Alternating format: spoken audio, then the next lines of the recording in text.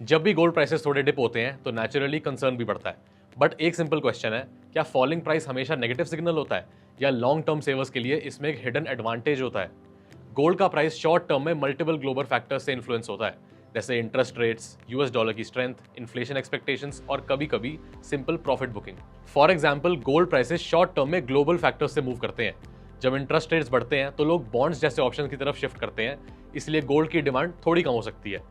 और जब US dollar strong होता है तो गोल्ड ग्लोबली महंगा लगने लगता है, जिससे बाइंग थोड़ी स्लो हो जाती है। कभी कभी इन्वेस्टर्स प्रॉफिट बुक करते हैं तो भी प्राइसेस टेम्पररीली नीचे आ जाते हैं। लेकिन यहाँ एक इंपॉर्टेंट मिसअंडरस्टैंडिंग होती है, लोग शॉर्ट टर्म प्राइस मूवमेंट को लॉन्ग टर्म वैल्यू से डायरेक्टली कनेक्ट कर लेते हैं। गोल्ड का बिहेवियर फंडामेंटली अलग है compare to most other assets. Short term में वोलेटाइल हो सकता है, लेकिन लॉन्ग टर्म में गोल्ड हिस्टोरिकली एक स्टोर ऑफ वैल्यू रहा है। अगर हम इंडियन कॉन्टेक्स्ट में देखें, गोल्ड सिर्फ एक फाइनेंशियल एसेट नहीं, ये जनरेशन से वेल्थ प्रिजर्व का टूल रहा है। चाहे इन्फ्लेशन हो, करेंसी फ्लक्चुएशंस या इकोनॉमिक अनसर्टेनिटी, गोल्ड ने कंसिस्टेंटली अपनी परचेजिंग पावर को प्रोटेक्ट किया है।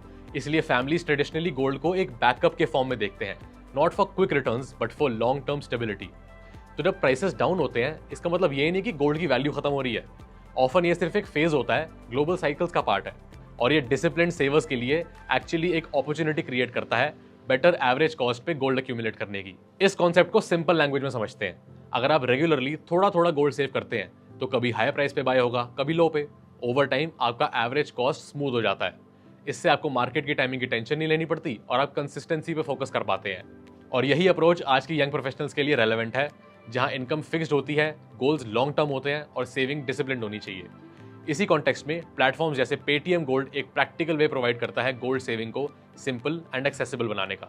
जो गोल्ड आप सेव करते हैं वो 24 कैरेट गोल्ड होता है, जो एक्चुअल फिजिकल गोल्ड से बैक्ड होता है और सिक्योरली स्टोर होता है एमएमटीसी पीएएमपी के वॉल्ट्स में। ये एक इंपॉर्टेंट एस्पेक्ट है क्योंकि आपको प्योरिटी या स्टोरेज की टेंशन नहीं लेनी पड़ती। साथ ही आप कभी भी बाय या सेल कर सकते हैं लाइव मार्केट प्राइसेस पर। ये फ्लेक्सिबिलिटी अलाउ करता है कि आप अपनी पेस पे सेव करें बिना किसी रिजिड कमिटमेंट के। और पूरा सिस्टम ट्रांसपेरेंट होता है, जहां आप क्लियरली देख सकते हैं कि आपने कितना गोल्ड एक्यूमुलेट किया है। तो जब हम गोल्ड प्राइस के शॉर्ट टर्म मूवमेंट को देखते हैं तो जरूर फ्लक्चुएशंस नजर आती हैं, लेकिन अगर पर्सपेक्टिव थोड़ा वाइडन करें तो ये समझ आता है कि गोल्ड का रियल रोल क्विक गेन्स नहीं बल्कि स्टेबिलिटी और प्रेजर्वेशन है।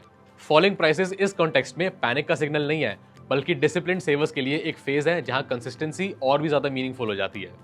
अल्टीमेटली वेल्थ बिल्ड करना सिर्फ हाईएस्ट पे पार्टिसिपेट करना नहीं होता, बल्कि साइकिल्स को समझ के कामली इन्वेस्टेड रहना होता है। और कभी कभी जो चीज शॉर्ट टर्म में वीक लगती है वही लॉन्ग टर्म में स्ट्रेंथ बन जाती है।